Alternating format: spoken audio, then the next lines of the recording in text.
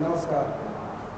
23 मार्च 1923 शहीद आजम भगत सिंह की शहादत का दिवस है। इस वीडियो को आप अंत तक जरूर देखेंगे। 23 मार्च 1923 का सवेरा है। दुनिया अभी भोर से जागी है। नवजीवन की हलचलें अभी आरंभ ही हुई है कि प्रकृति में परिवर्तन आना आरंभ होता है। 8 बजे के आसपास से ही अंधड़ तूफान और आसमान में काली घटा छाना आरंभ होता है। मानो प्रकृति भी कह रहा हो कि ये अनहोनी नहीं होना चाहिए, ये हमें कबूल नहीं। लाहौर जेल की समा है। लाहौर जेल के वार्डनर चरत सिंह हैं। वो सवेरे उठ चुके हैं। बेचैनी है, बेकरारी है, अंदर से विह्वल है कि ये क्या हो रहा है, ये क्या होने जा रहा है। लेकिन ये आदेश ऊपर का है। 4 बजने के आसपास का जो समय है, उस समय में ही तमाम कैदियों को अपने अपने बैरक में जाने का आदेश दिया जाता है। नाई बरकत अली अंदर से अत्यधिक बेचैन है। वो फुसफुसा रहा है। तमाम कैदियों के बीच कौतूहल है कि आज इतना वक्त से पहले ही तमाम लोगों को बैरक में कैद होने को क्यों कहा गया है। चरत सिंह ने बड़ा आहिस्ते से कहा कि आदेश ऊपर से है, मानो आज कुछ खास होने को है, आज कोई अनहोनी होने को है। तभी बरकत फुसफुसाते हुए आगे की ओर बढ़े चले जा रहे हैं और बरकत अली ने तभी ये कहा कि आज भारत के 3 महान सपूत भगत सिंह, राजगुरु और सुखदेव की विदाई का दिन है। आज उनकी शहादत का दिन है। आज उनको सजाए मौत के तख्त पर अंतिम रूप से विदा देने का निर्णय हुकूमत ने लिया। जबकि यह सच है कि लाहौर के हाई कोर्ट ने जजमेंट देते हुए 24 मार्च 1923 के डेट को मुकर्रर किया था और ब्रिटिश हुकूमत ने जब भगत सिंह की लोकप्रियता की ग्राफ को चरम रूप पर देखा तो उसको लगा कि 24 मार्च 1923 के कालखंड में के समय में ब्रिटिश हुकूमत के खिलाफ लोगों के मन में आक्रोश का भाव होगा और उनके पार्थिव शरीर को पाने की ललक चरम पर होगी। वो अंतिम दर्शन एक ऐसा तूफान खड़ा करेगा जिस तूफान को हुकूमत संभाल नहीं पाएगी। यही वो कारण था जिसके कारण 23 मार्च 1923 को ही वक्त से 12 घंटा पहले उनको विदाई दी गई, उनको आज़ादी दी गई। नमन करता है ये राष्ट्र, इस सूरवीर। ये वो भगत थे जिनके आंखों में मौत का कोई मंजर नहीं था। 6 बजे के आसपास का समय है। जैसे ही बरकत अली ने ये तमाम कैदियों के बीच कहा कि आज उनकी शहादत का समय आ चुका है, आज ही उनका शहादत है, तमाम कैदियों के बीच एक कौतूहलपूर्ण परिस्थिति है। हर कोई ये मांग कर रहा है कि उनके पास जो भी कंघा हो, कच्छा हो, पेन हो, कलम हो, कुछ हो, जूता हो, उनका एक कोई भी चीज, कोई भी निशानी हमें मिलना चाहिए, ताकि मैं भी अपने नाती पोता को कह सकूं, अपने पोते पोतियों को कह सकूं कि मैं भी उसी जेल का हिस्सा था जिस जेल में शहीद आजम भगत सिंह थे। क्या लोकप्रियता का ग्राफ था, और ऐसा ग्राफ जो इतिहास के पन्नों में दूसरा किसी व्यक्तित्व को नहीं मिल सकता। उम्र महज 23 साल, जिन्होंने अभी जवानी के दहलीज पर कदम ही रखा था, जिन्होंने जीवन जीना ही आरंभ किया था, लेकिन राष्ट्रभक्ति का उज्ज्वल इतना प्रबल था कि उम्र मानी नहीं रखता। 80 साल की गली जिंदगी से बेहतर है 23 साल की वो जिंदगी जो मान सम्मान से सुशोभित हो। आज वही भगत सिंह की शहादत का दिवस है। 6 बज चुके हैं। जैसे ही चरत सिंह ने उनको ले जाने को आए कि चलना है, वो उस वक्त किताब पढ़ रहे थे और कहते हैं जरा ठहरो, जरा रुको। अभी एक क्रांतिकारी दूसरे क्रांतिकारी से मिल रहा है, किताब को हवा में लहराते हैं, कोई खौफ नहीं है, और वो फिर चलते हैं। तमाम कैदियों की निगाहें मुख्य दरवाजे की ओर है, और सच कहा जाए तो वो अंतिम दर्शन को आंखें लालाई थी जिन रास्ते से भगत गुजरेंगे। सच कहा जाए तो उनके एक एक कदम, वो आहट की पाँव के आहट की आवाज़ कैदियों ने जब सुना, जो उनकी वीरानी, उनकी सूनी आंखें देख रही थी, उन सबों को एक निर्भीक आंख, एक भारत माता का सच्चा सपूत, वो तीनों सुखदेव, भगत और राजगुरु प्रणाम करते हैं अपने साथी कैदियों, और जाते हैं अंतिम दिन। जब जेल सुपरिटेंडेंट और तमाम उच्च अधिकारियों ने पूछा कि तुम्हारी ख्वाहिश क्या है, तो उन्होंने अपनी हथकड़ी खोलने को कहा। तीनों एक दूसरे से हाथ मिलाते हैं और फिर से आपस में मिलने का वादा करते हैं। वहाँ का जल्लाद मसीह जल्लाद था। मसीह जल्लाद भी इस समा को, इस सीन को देखकर अंदर से थर्राया था। फांसी तो यार हजारों को दिया था, लेकिन इतनी निर्भीकतापूर्ण तरीके से कोई फांसी के तख्त पर चढ़ भी सकता है क्या? जिसके लिए मौत आजादी हो, ऐसा सपूत भारत में दूजा और कोई हो सकता है क्या? कहानियां सुनना आसान होती है यारा, लेकिन उस कदम पर चलना बड़ा जटिल होता है। जब पूछा गया कि पहले कौन, तो सुखदेव ने कहा कि पहले मैं। मसीह जल्लाद चूंकि सरकारी मुलाजिम था, आदेश का पालन करना था, लेकिन आंखें भी भर आई थी। तभी भगत सिंह ने कहा था कि अगर तुम जैसे व्यक्ति के अंदर राष्ट्रीयता का भाव जागता है, पनपता है, तो मैं समझूंगा कि मेरी शहादत को आपने इबादत दिया। ये थे भगत सिंह। लेकिन मसीह जल्लाद ने अंततः तख्त खींचा, रस्मी कुछ चटपटा तो भी, लेकिन अंततः शांत होना था, शांत हो गया। अब जे नेल्सन, एन.एस. सोढ़ी, इन लोगों ने इनके पार्थिव शरीर को मृत घोषित किया। और मृत घोषित किए जाने के बाद निर्णय लेना था कि इनका अंतिम संस्कार कहाँ किया जाए। जबकि यह सच है कि भगत सिंह ने कहा था हुकूमत को कि मेरे पार्थिव शरीर को मेरे भाई कुलवीर को सौंपा जाए। ब्रिटिश हुकूमत ने उनके आदेश की खुल्लम-खुल्ला अवहेलना किया। निर्णय लिया गया कि जेल के अंदर ही उनका अंतिम संस्कार किया जाए। लेकिन भय इस बात का चरम पर था कि वहां से निकलने वाला राख और धुआं लोगों को संकेत दे जाएगा और कहीं जन समुदाय को मोड़ न पड़े। जीवित भगत सिंह से कई टाइम्स ज्यादा मृत भगत सिंह का पार्थिव शरीर कीमती था, हुकूमत की जड़ों को हिलाने के लिए काफी था। तब निर्णय लिया गया कि यहाँ से बाहर उनके पार्थिव शरीर को ले जाया जाए। जेल के पिछले दरवाजे को तोड़ा गया।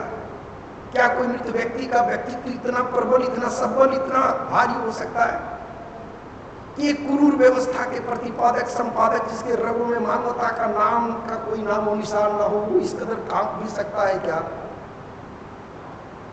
ये उदाहरण है भगत सिंह का। यारा गेट के पिछले दरवाजे को तोड़ दिया गया, पिछले दीवार को तोड़ा गया। उन लोगों के लिए 3 बोरियां मंगाई गई। पार्थिव शरीर को जानवरों को ठूसने की तरह उन लोगों के पार्थिव शरीर को ठूसा गया, अपमानित किया गया। और वहां से वो लोग लाहौर के रावी नदी के तट पर ले गए। लेकिन लाहौर के रावी नदी में पानी नहीं था। तब उनको सतलज नदी के किनारे लाया गया। रात्रिकालीन बेला है, रात गहरा रही है, लेकिन रात्रि भी मानो रो रही हो, कह रही हो कि तुमने ये क्या किया हुकूमत। जिसने जिंदगी अभी जिया ही नहीं, उसकी जिंदगी छीनने का अधिकार तो कम से कम नहीं होना चाहिए। सतलज नदी का किनारा है, 10 बजे का बेला है। कमरा नंबर 13 और 14 के बीच में उन लोगों की अंतिम रस्म रिवाज की क्रियाकलाप किया जा रहा है। मालूम है यारा, थोड़ा सा चंद किरोसिन था, कुछ लकड़ियां थी। पार्थिव शरीर को इस कदर बेआबरू हुकूमत ने किया था।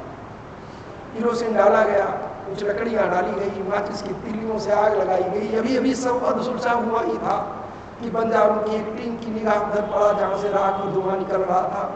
लोगों को आशंकाएं तो थी। भगत किसी परिचय के मुहताज तो नहीं थे। अपार जन समुदाय मरने की आशंका ने हुकूमत को, जो बंदूकधारी थे, जिनके पास अस्त्र शस्त्र सब कुछ थे, आज उनके रूह, उनके पांव अंदर से कांप रहे, अंतरात्मा घबरा रही है कि कहीं कुछ अनर्थ ना हो जाए। डीएसपी कसूर सुदर्शन सिंह थे। पंडित जी को ले जाया गया था, उनका नाम जगदीश अचरज था। उस वक्त एक विभत्स, कुत्सित और अंतरात्मा को वेद देने वाला निर्णय लिया गया। सब अभी अधुलझा हुआ ही था कि कहा गया सिपाहियों को कि जीप से कुल्हाड़ी को ले आओ। और लाने के बाद उन लोगों के जिस्म के टुकड़े टुकड़े कर दिए गए और उनको उन्हीं से नदी में फेंक दिया गया। गाँव वालों की टीम आती है, इन लोगों के बोटी का एक एक बोटी को निकाला जाता है और सम्मान दिया जाता है और रात भर जग करके उन सपूतों की पार्थिव शरीर को सम्मान दिया जाता है, सुरक्षा दिया जाता है। दूसरे दिन का सवेरा है, 24 मार्च 1923 का समय है। गांव लोगों की पहरेदारी में उन लोगों का पार्थिव शरीर है। उन लोगों के सम्मान में एक शोक सभा का आयोजन था।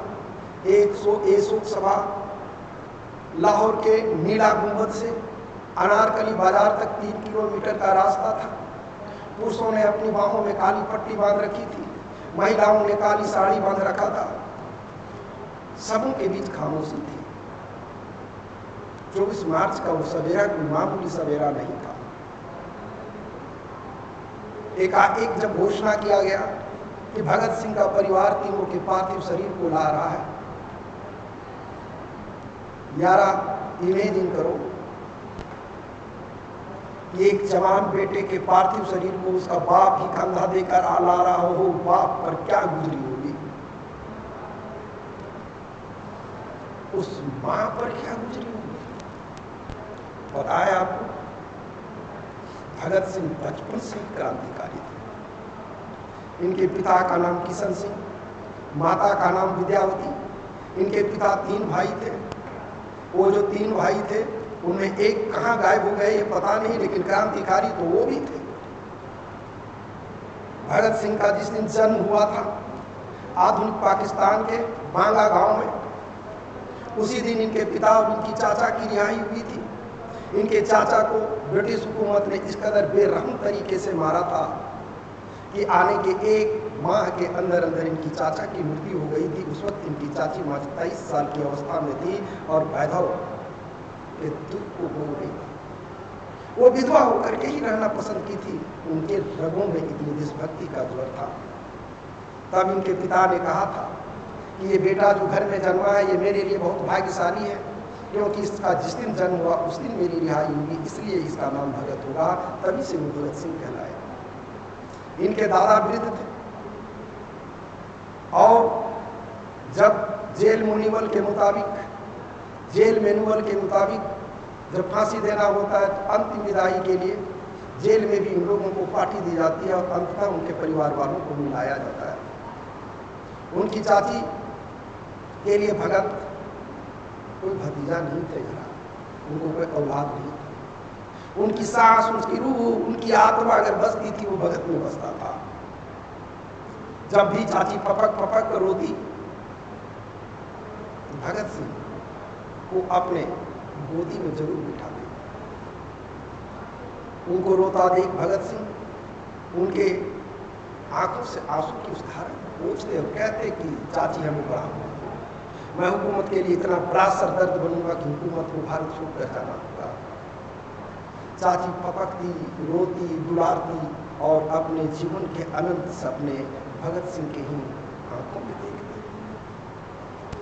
आज भगत सिंह का वही शहादत दिवस है। जब अंतिम समा का चित्रण है, इसका मैं नेक्स्ट वीडियो भी कभी बनाऊंगा। जब लाहौर जेल से सूचना घर वालों को भेजा गया तो मिलने के लिए इनके दादा, इनकी माता विद्यावती, इनकी चाची, इनका छोटा भाई कुलवीर, छोटी बहन मिलने को गई। चरत सिंह कुछ दूरी पर थे। इस समय का चित्रण मैं शब्दों में कैसे करूं? इनके वृद्ध दादा आते भगत सिंह के माथे के ऊपर हाथ फेरते, बेचैनी और विवलता से कुछ कदम आगे को जाते, फिर वापस आते, फिर माथे पर हाथ फेरते। आवाज थे, शब्द कहने के लिए बहुत कुछ थे, लेकिन कह नहीं पा रहे थे क्या कहते हैं। एक वृद्ध व्यक्ति जिनकी विदाई का वक्त था, जिनको कान्हा भगत देते, आज वो अपनी ही आंखों के सामने उस डूबते हुए सूरज को देख रहे थे। उस मां पर क्या गुजरी होगी, अब तक चाची देख रही थी, बहनें देख रही थी, मानो एक एक समा को, एक एक सीन को कैद करना चाहती हो, बोल नहीं पा रही। आप ही बताओ, उस समा का शब्द में भला क्या चित्रण हो सकता है? उस माँ पर क्या गुजरी होगी, उस चाची पर क्या गुजरी होगी, उस बहन पर क्या गुजरी होगी। मिलने का वक्त समाप्त होता है, आदेश दिया जाता है कि आप अलग हो जाओ। भगत सिंह अपनी माँ को बेबे कहा करते थे। अभी अभी माँ कुछ कदम आगे बढ़ी ही थी कि भगत ने कहा बेबे। माँ शेरनी की तरह पलटती है, मानो क्या कहेगा भगत, वो अंतिम शब्द क्या होगा? भगत ने कहा बेबे, दादा बूढ़े हो चुके हैं, तुम बांगा चली जाना और दिलो जान से सेवा करना। माँ अवाक थी कि ये कहा क्या रहा है। भगत को ये नहीं कहना हुआ था जो आपकी भी आत्मा को छल नहीं कर देगा। उन्होंने कहा बेबे, तुम जानती हो कि हमारी फांसी की सजा टल नहीं सकती। तुम मेरी पार्थिव शरीर को लेने मत आना। अगर अंदर का महत्व जाग गया ना, तो तेरी आंखों से आंसू की धारा बह निकलेगी। तो लोग कहेंगे कि भगत की मां रो पड़ी। ऐसा मत करो। सीने को चीर देने वाले शब्द थे यार। एक मां पर कैसा अंकुश था, ये कैसी वेदना थी, ये कैसे बंधन थे, इसे कम से कम कोई सहृदय व्यक्ति तो नहीं बता सकता। और मालूम, जब जज ने जजमेंट सुनाया था कि सजाए मौत की सजा, भगत सिंह भी पूछते, ब्रिटेन की पार्लियामेंट के 53 एमपी ने लिख के दिया था कि ऐसा व्यक्ति तो बहुत बिगड़े पैदा लेता है, माफ कर दो इरविन, लेकिन नहीं किया। अमेरिका की पार्लियामेंट के लोगों ने भी अपील किया था, भगत सिंह के वकीलों ने भी कहा था कि भगत क्षमा याचना पर अपना हस्ताक्षर कर दो। भगत ने करने से इनकार किया था। अपने वकील को कहा था शाम को आना, मैं आपको क्षमा याचना पर हस्ताक्षर कर दूंगा। और उन्होंने जो जेल लिखा था इरविन को उन्होंने संबोधित करते हुए कहा था कि लॉर्ड इरविन, आपने हमें सजाए मौत की सजा दी है। उस आतंकवादी को जो आपके तख्त ताज को पलट करने की क्षमता रखता है, मादा रखता है, आपकी निगाह में मैं आतंकवादी हूँ। मेरी आपसे सिफारिश है कि हमें सजाए मौत की सजा में फांसी ना दी जाए, उससे भी विवाद सजा दी जाए। हमें तोप के मुंह पर बांध करके बीच चौराहे में उड़ा दिया जाए, ताकि मेरे पार्थिव शरीर का एक एक जिस्म का टुकड़ा छलनी हो जाए। इरविन भाप चुका था कि बंदा कहना क्या चाहता है। राष्ट्रता के ज्वर को अपनी कुर्बानी के माध्यम से आपके बीच लाना चाहता है। बार बार सुखदेव को कहते थे, सुखदेव जन से लाभ उमड़ रहा है, चर्चाएं चहुओर है, कहीं ऐसा ना हो कि हुकूमत फांसी की सजा को रोक दे या उसको टाल दे। यारा, देश को आजादी यूं ही नहीं मिली, बड़ी जदोजहद के बीच मिला है। हिंदू के नाम पर, मुस्लिम के नाम पर क्यों लड़ते हो? राष्ट्र को आजादी इन लोगों ने दिलाई है, आजाद भारत की संकल्पना इन लोगों ने दिया है। क्या इसी दिन के लिए दिया था कि तुम हिंदू हो तो तेरा नेता ये है, तुम मुस्लिम हो तो तेरा नेता ये है, जादुओं का नेता ये है, ब्राह्मणों का नेता ये? क्यों लड़ते हो? ये तिरंगा, लहलहाता हुआ तिरंगा राष्ट्र की शान है। उस शान के पीछे हजारों कुर्बानियां हैं। सैल्यूट भगत सिंह, जय हिंद। मिलते हैं नेक्स्ट वीडियो में। अगर आप लोगों को अच्छा लगे तो शेयर जरूर कर देंगे, अपने बच्चों को बताएंगे कि प्लीज भगत सिंह, और मैं इसका नेक्स्ट कड़ी आगे एक इतिहास से उसका नहीं करता था। जय हिंद, जय भारत।